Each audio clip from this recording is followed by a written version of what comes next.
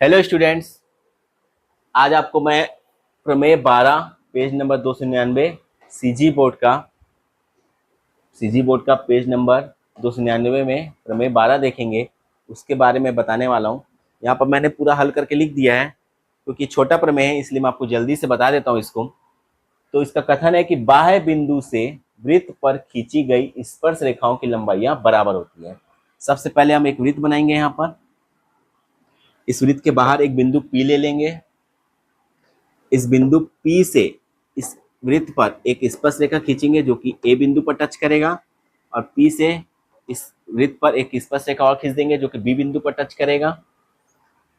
तो इतना लिख देंगे हम। यहाँ पर दिया है एक वृत्त जिसका केंद्र O है तथा P एक बाह्य बिंदु है, ये बाह्य बिंदु है, से जिसके द्वारा वृत्त पर दो स्पर्श रेखाएं PA व PB हैं। इस बिंदु P के कारण इस पर दो स्पर्श रेखाएं PA और PB बनती है।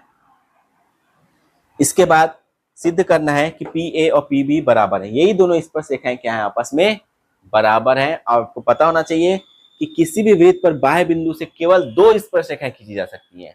केवल दो स्पर्श रेखाएं क्या कर जा सकती हैं, खींची जा सकती है, उसके अलावा नहीं। और दोनों स्पर्श रेखाएं क्या होती हैं, बराबर होती हैं। ये एक नियम है। प्रमेय मतलब नियम। अब उसको हम कैसे करते, कैसे आता है, सिद्ध कैसे होता है, ये बताने वाले हैं। परंतु ये सत्य है कि दोनों स्पर्श रेखाएं क्या होती हैं, आपस में बराबर होती हैं। अब रचना देखेंगे। अब डेश करके मैं ऐसे किया हूं। तो मैंने पहले एक वृत्त बनाया था, एक बिंदु P लिया था, P से A को मिलाया, P को B से मिलाया, एक स्पर्श रेखा बनाया दो। अब क्या कर रहे हैं, O से बिंदु A को, O से ही बिंदु B को और O से ही बिंदु P को मिलाया। केंद्र O से A, B व P को मिलाया। इसके बाद क्या करना है आपको, अब उपपत्ति, अब इसको हल करना है। हल करने से पहले मैं दो तीन चीजें बता देता हूं आपको कि इस प्रमेय के पहले, एक दो प्रमेय पहले कथन में दिया हुआ है कि अगर कोई स्पर्श रेखा है, दैट मीन्स वो वृत्त पर कहीं पर एक टच करेगी तो उसको स्पर्श बिंदु बोलेंगे। तो स्पर्श बिंदु से केंद्र को मिलाने वाली जो रेखा होती है वो त्रिज्या कहलाती है। तो स्पर्श बिंदु से केंद्र की त्रिज्या, स्पर्श बिंदु से केंद्र की त्रिज्या, केंद्र को मिलाने वाली रेखा त्रिज्या, वो क्या होती है, स्पर्श रेखा पर लंब होती है। क्या होती है, लंब। लंब मतलब 90 डिग्री का बनाते हैं।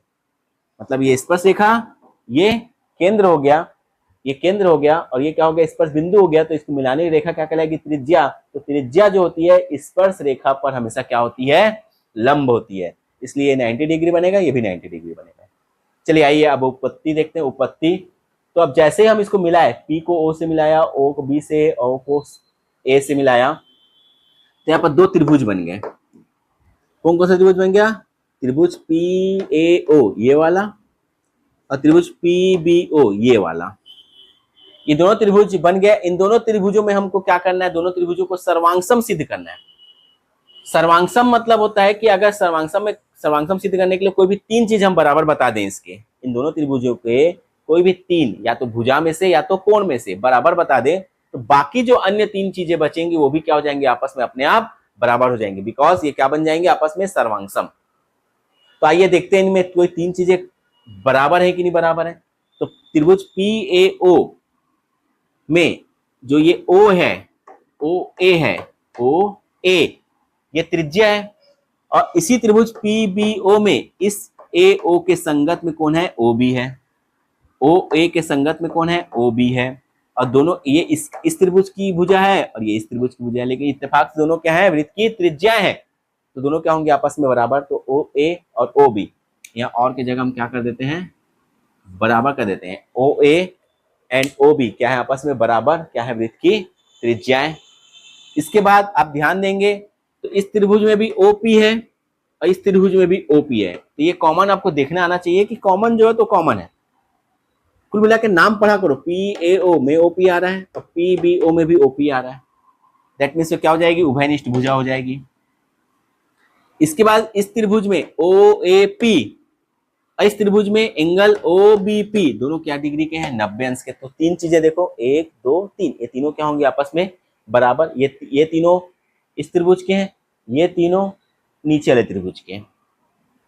तीनों क्या हो गया, आपस में बराबर। क्या क्या बराबर है, एक समकोण बराबर है और एक कर्ण बराबर। इसमें कर्ण, क्योंकि 90 अंश के सामने वाली भुजा क्या कहलाएगी, कर्ण। और ये क्या बराबर है, भुजा, मतलब ये बराबर है। तो समकोण कर्ण भुजा सर्वांग समता से, और ये कहां से आता है, तो ये कक्षा 9वीं में 5 प्रकार के सर्वांग समता नियम है, उनमें से एक है समकोण कर्ण भुजा सर्वांग समता से। ये दोनों जिसकी हम तुलना कर रहे थे वो दोनों क्या हो जाएंगे, सर्वांग सम। ये सर्वांग सम का चिन्ह है, बराबर और उसके ऊपर में समरूप का चिन्ह। अब जब सर्वांग सम सिद्ध हो गया तो बाकी 3 चीजें भी क्या होंगी, इसके बराबर हो जाएंगे। अब बाकी 3 चीजों में कौन आ जाएगा, पी ए और पी बी भी आ जाएगा। तो P A equal to P B, P A equal to P B, और यही क्या हमारी स्पर्श रेखा है जो कि बराबर सिद्ध हो गई। तो प्रूफ हुआ कि बाह्य बिंदु से वृत्त पर खींची गई स्पर्श रेखाओं की लंबाई क्या होती है, आपस में बराबर होती है। Thank you. आप इसको स्क्रीनशॉट ले सकते हैं या उतारना है तो उतार लीजिए। और अगर आपको मेरा ये समझाना समझ अच्छा लगा होगा तो मेरे चैनल को लाइक कीजिए, सब्सक्राइब कीजिए और शेयर कीजिए। Thank you.